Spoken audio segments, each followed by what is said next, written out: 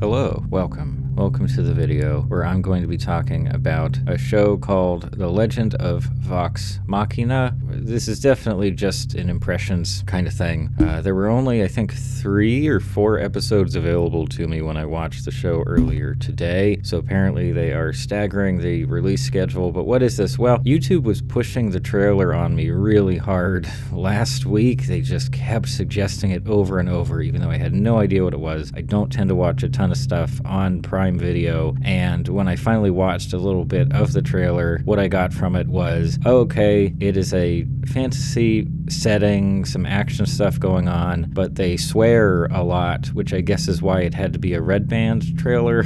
And there's a little bit more to it than that, kind of. So let me just launch into some background, and then I'll sort of transition right into my thoughts about the show, and we'll leave it there, because that's all I have right now is thoughts. I don't have, analysis. I don't think that's worth doing here. Definitely not a full review. Nothing like that. General feelings about the thing so far. Okay, so this comes from Critical Role. I was not familiar with Critical Role prior to looking into this show, but basically the core premise of Critical Role originally was that they had a bunch of professional voice actors playing D&D together, and honestly that idea on its own is pretty darn good. They've really just taken that idea, I assume it's basically all the same people from that original show doing voices here. I have no idea whether they're playing the same characters that they've been playing in the original Critical Role stuff. I don't follow them, so please let me know. But that would be interesting too, to kind of take a character they've been developing for a long time and then suddenly put it into a big animated program. Here's the situation. Before I talk about my specific feelings on Legend of Vox Machina, I need to just share some of my thoughts about what I think the appeal of D&D is for a lot of people, and also what I think the appeal of D&D podcasts and sort of adaptations, tabletop role-playing entertainment is. Because over the last who knows how many years, D&D podcasts specifically and other sort of spin-offs of that central idea have been massive, to the point where I would say that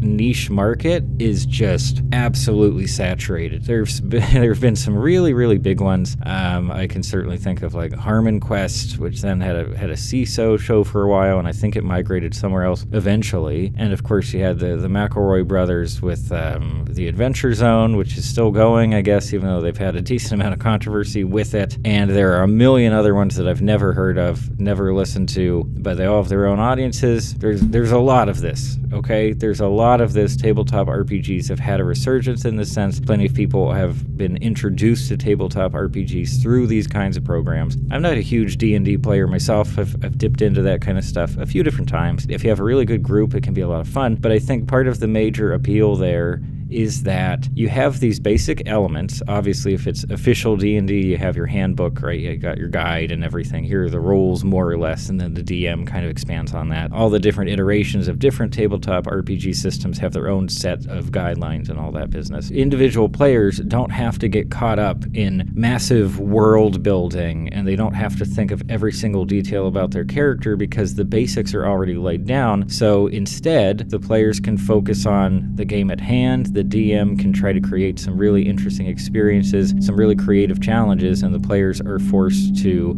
think critically, try to come up with interesting solutions to their different problems based on the abilities of their own character and the rest of the characters in the group. And there's just a ton of room for fun and personality because the basics are there, so you just get to build on top of that, and depending on who you're playing with, the chemistry can be completely different, and you can get very, very different results. And as an extension of that, I think one reason why D&D podcasts and shows and things like this have also been very popular is that you're getting different flavors with each one. Depending on the people making the thing, it's going to have a very different tone. Maybe one thing's going to be way, way more comedic. Maybe another one's going to be much more hardcore in terms of like sticking to the rules, presenting really difficult challenges for the players. It has this solid basis of the tabletop RPG fantasy structure, but from there, it's all up to the people actually doing the thing. In terms of,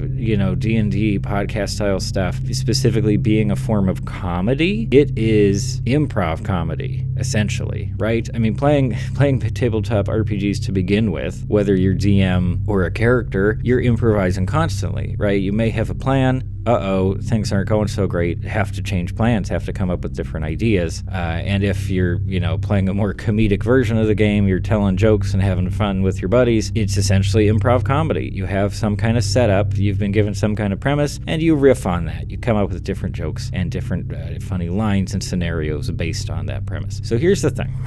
Again, I'm not like a Critical Role fan, but if they were just playing D&D and they, it has a comedic tone to it, then okay, that's a form of improv comedy. And a big reason why a lot of audiences, I think, enjoy improv comedy as a specific flavor is that they give it the benefit of the doubt. They're not expecting top tier stuff. It's the surprise factor is what makes it so much fun. And if someone's really good at coming up with funny stuff on the spot, that's really impressive. That's very funny for a lot of people. And I assume that's what a huge part of the appeal of Critical Role has been. It draws on the appeal of tabletop RPGs to begin with. It draws on some of the unique appeal of like D&D podcasts and shows. And I'm sure that the specific performers involved with the original Critical Role group were really, really good at capitalizing on that appeal. However, then we have finally the Legend of Vox Machina.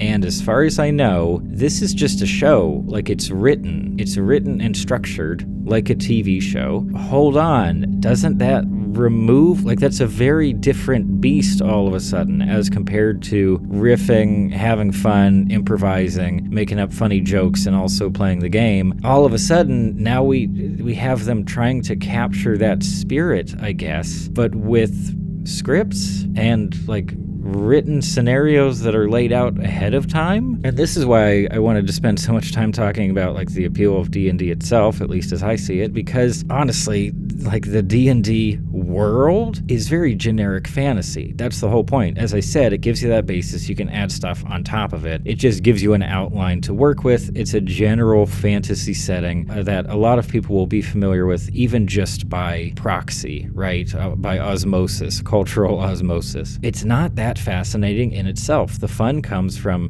what you and your buddies do with that basis. But here, and I'm sure it's not the official D&D like universe. I'm sure that they didn't license any D&D stuff to make this show. At least that's the sense I get. But we're still left with a world that is basically just pretty bland, generic fantasy, at least in my eyes. The first major story arc that our characters have to work through is that there's a dragon terrorizing the nearby villages. There's a bounty on it, and they say, hey, we're travelers. We're in need of cash. We're likable ruffians. We're gonna band together and get this thing done. That's just, yeah, okay, all right. It's pretty straightforward.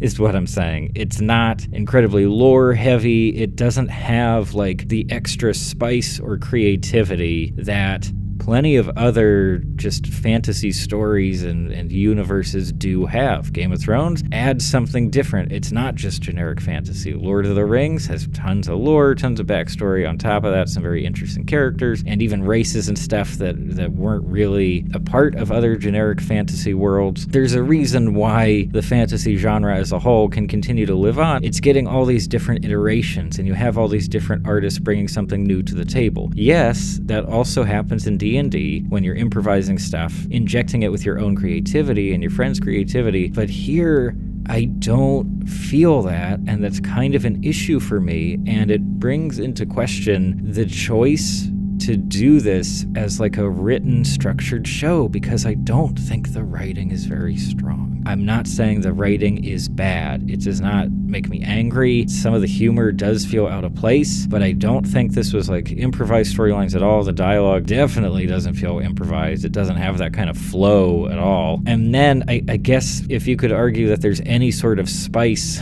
or personality happening here, it's just the characters acting more colloquial sometimes and swearing a lot. Boy, oh boy, is swearing a linchpin of this series. At least it has been been so far. And the first episode alone, I counted, and I this is an approximate number, but I counted 21 in a 30-minute episode, so nearing an average of 1 per minute. Like, that's okay if that's the angle you're going for, and if, that's where the humor's coming from, is that sort of contrast, the juxtaposition of, oh, here's standard fantasy stuff that we're all familiar with, and oh, but I didn't expect them to say,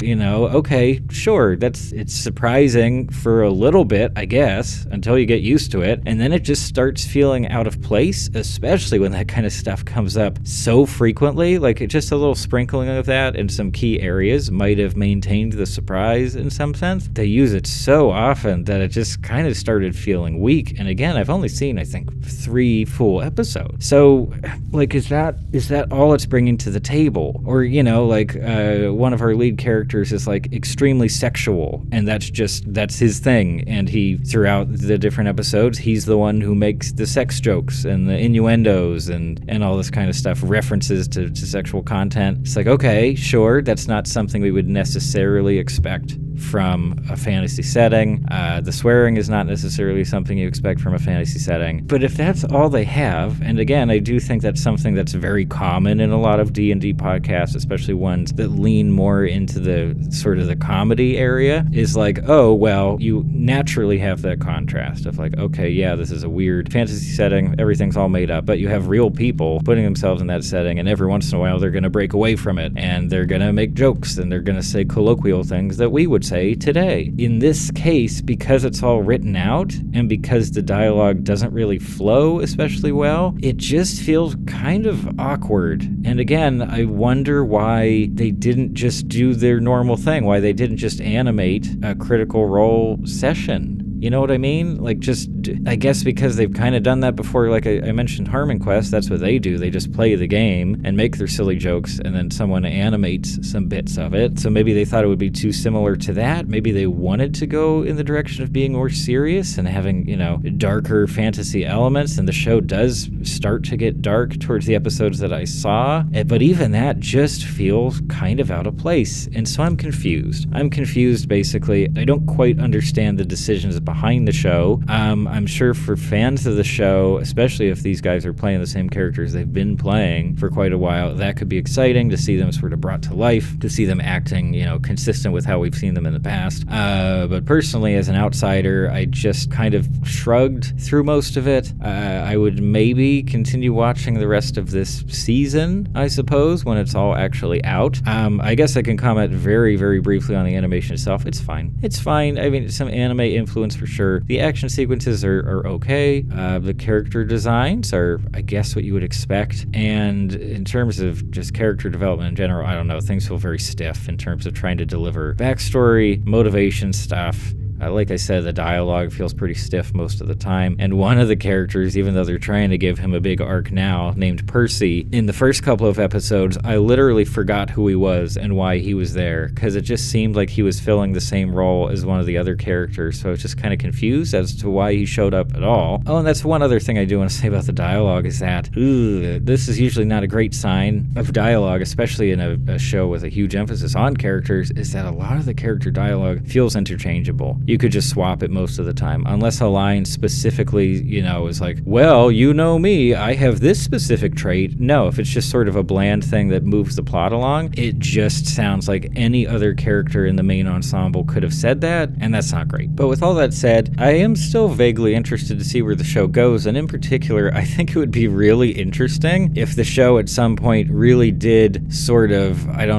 indulge in its original, tabletop game influence, and it just went off the rails, and it just went crazy. Like, all of a sudden we get this really creative stuff, these wild scenarios that really force the characters to, get out of their comfort zone. That would be neat, and I think it could even mess with world building a bit. I mean, I know a lot of people don't like, or world building isn't consistent or something. I don't really care, but just go crazy. Break the fourth wall, whatever. Do whatever you want. If it goes off the rails, I would be into that, and and I will definitely stick around for the rest of the season. But as it is right now, it just kind of feels like more basic than usual fantasy, because it's based on very basic fantasy, generic fantasy. And I'm not getting the kind of flavor and creativity and personality that I would get from either a real D&D game or many other D&D podcasts and shows, probably including the other Critical Role stuff. That's the main point I wanted to make. It took me a while to get there, but I hope that I've been somewhat coherent throughout this. Please,